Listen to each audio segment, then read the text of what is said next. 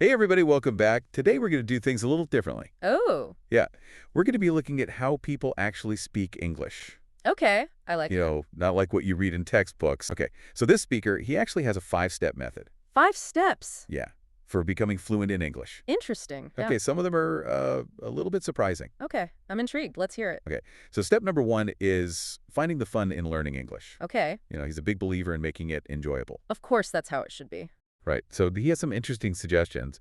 Watching videos, listening to audio, reading. Okay. Yeah, that's pretty standard. Yeah, but here's the twist. What's that? He says to focus on content you enjoy. Oh, okay. So cartoons, sports commentary, Oh, I like it. things that grab your attention. Okay. And I think that's brilliant. Why is that? Well, because when you're hooked on the content, you're not really thinking about it, Right. but you're subconsciously absorbing the language. Oh, that's very clever. Yeah. The rhythm, the slang, the sentence structure, it all kind of just seeps in. That's so cool. So speaking of sentences, Yeah. step 2 is all about observing how they're built. Sentence structure. Yeah, like how native speakers put their sentences together. I see. He says to become like a language detective. Okay. To really pay attention and notice when you hear something that sounds different Different how? from the way you would say it. Okay. And make mental notes of those differences. So it's all about paying attention to the subtleties. Exactly. Because it's those little nuances that can really make your English sound more natural. It's like finding those secret ingredients that make the dish taste amazing. Yes, exactly. Okay, I'm loving this so far. What's next? All right, step 3 is all about overcoming your fear of making mistakes. Ooh, that's a big one. Yeah, I think we all struggle with that. Absolutely. The fear of judgment can be paralyzing. Right. And this speaker believes that worrying about sounding silly or being judged, Yeah. it holds back so many English learners. Makes sense. He's like, hey, even native speakers mess up sometimes. That's true. We all make mistakes. Yeah. But I guess the key is not to let those mistakes stop us. Right. And he urges us to just embrace them. Embrace the mistakes. Yeah. Because every mistake is a learning opportunity. I like that perspective. Right. When someone corrects you, it actually helps you remember the right way to say something. Yeah, it's like free feedback. Exactly. Mistakes are free language lessons in disguise. I love that. Okay, what about step 4? This one might surprise you. All right, I'm ready. Hit me with it. He connects meditation with improving your English. Whoa, really? That's interesting. I know.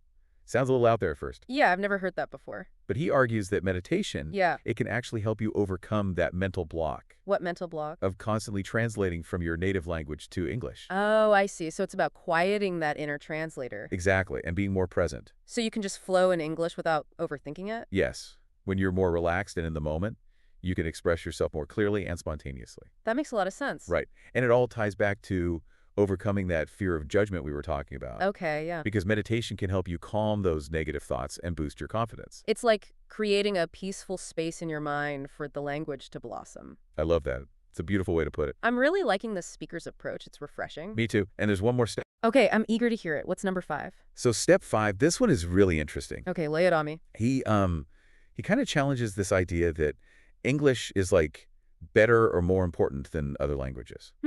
That's a bold statement. Right. He's like, in a lot of countries, people mostly speak their own language. Yeah, And they don't feel any less for it. that's true. So it's like, why should we? Yeah, why should we feel pressured to prioritize one language over another? It's like saying one color is better than another. Right. And he actually encourages people Yeah. to embrace their own culture Uh-huh. and language, Okay.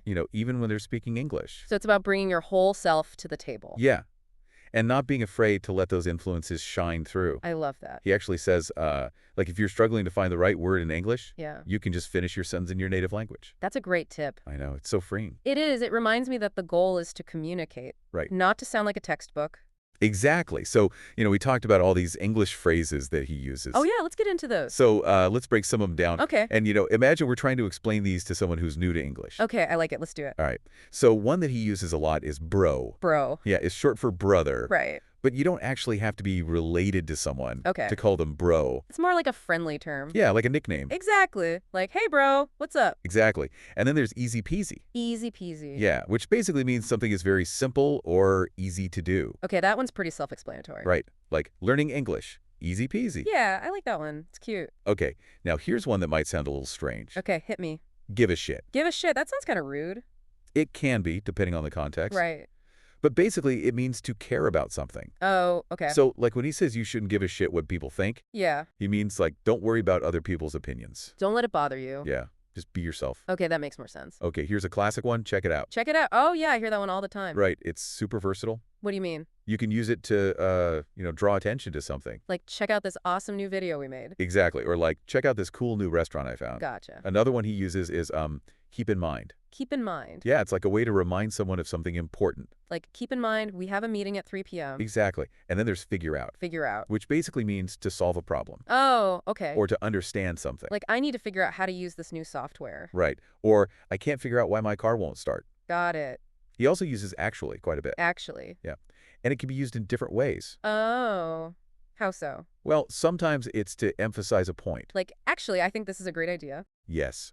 Or to express surprise. Like, actually, I'm free this weekend. Exactly. And finally, we have at the end of the day. At the end of the day. This one is often used to signal that you're getting to the most important point. Like a conclusion. Yeah, like at the end of the day, the best way to learn English is to just practice. Right. Or at the end of the day, it doesn't really matter what other people think.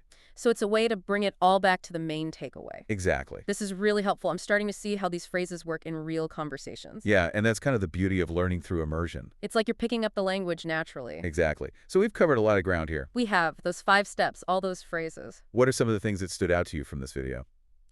I think his message about embracing mistakes Yeah, and finding joy in the learning process, Uh-huh. that's so important. I agree. It's like he's giving us permission to let go of that need to be perfect. And just have fun with it. Yeah. And that connection between meditation and language learning, I've never thought about it that way before. Right.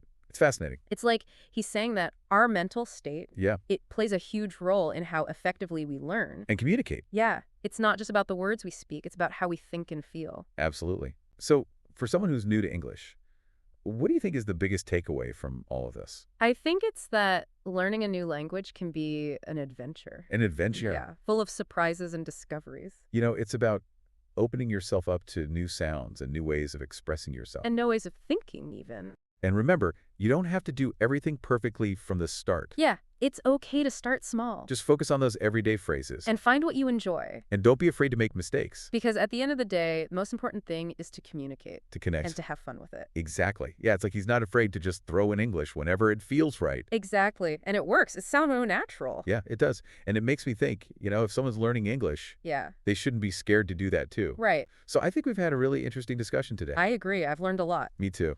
And I hope our listeners have too. I hope so. It's been fun exploring all these different ideas about language. Yeah, it's been great. And you know what? I think the biggest takeaway for me What's that? is that learning English should be fun. Oh, absolutely. It shouldn't be stressful or intimidating. It's all about finding what works for you. Yeah, and enjoy the process. Exactly. So go out there and experiment with English. Don't be afraid to make mistakes. Have fun with it. And most importantly, Yeah. don't give a shit what anyone else thinks. I love it. Words to live by. And that's our deep dive for today. We hope you enjoyed it. Thanks for listening, everybody.